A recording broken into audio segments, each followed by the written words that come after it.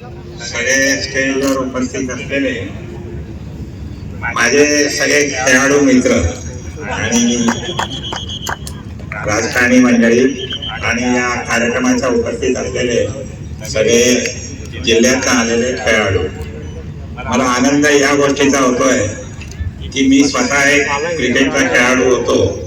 1964-65 साली इंदोरला मी शिकत असताना तिथे रणजीमध्ये सिलेक्ट झालो होतो. तर मला आनंद आहे, मी लहानपणापासून कसं तुम्ही ज्या वयात आज क्रिकेट खेळता त्या वयात आम्ही सुद्धा जिल्ह्याच्या याच्या किंवा युनिव्हर्सिटीमध्ये खूप क्रिकेट खेळायचो.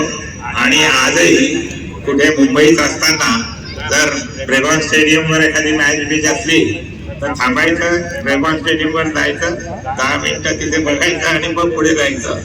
या पद्धतीने सुरुवातीपासून खूप चांगली आवड या क्रिकेट खेळायची आहे.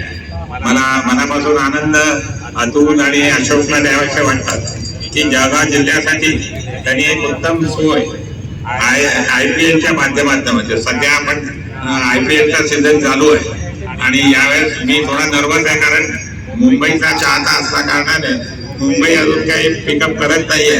आणि त्यामुळे आपण असं समजूया की मुंबईला जर खेळाडू पाहिजे असतील तर जळगावमध्ये आपण पाठवू, त्यांना नंबर 1 ला आणू, हीच अपेक्षा या प्रसंगाच्या माध्यमातून अतुल आणि अशोकची जी काही कल्पना आहे की जिल्ह्यात चांगले प्लेयर तयार व्हावे, खेळाडूचं चांगलं वातावरण तयार व्हावं. गिरीशबाईंचंही चांगलं एक रिजनल स्टेडियम इथे होत आहे, त्याची सुरुवात होते, ते पुढच्या 2-3 वर्षात कम्प्लीट होईल. आणि त्यामुळे असं 250 कोटी रुपये त्या स्टेडियमवर खर्च होत आहे. आणि त्यासाठी एक चांगलं वातावरण या जिल्ह्यात जे काही बनत आहे त्यांना मनापासून राज्य सरकार, गिरीशबाई आणि सगळ्यांना धन्यवाद देतो. आमच्या खेळाडू लोकांच्यासाठी आपण जे काही करतात त्याबद्दल खूप खूप धन्यवाद आणि आशीर्वाद.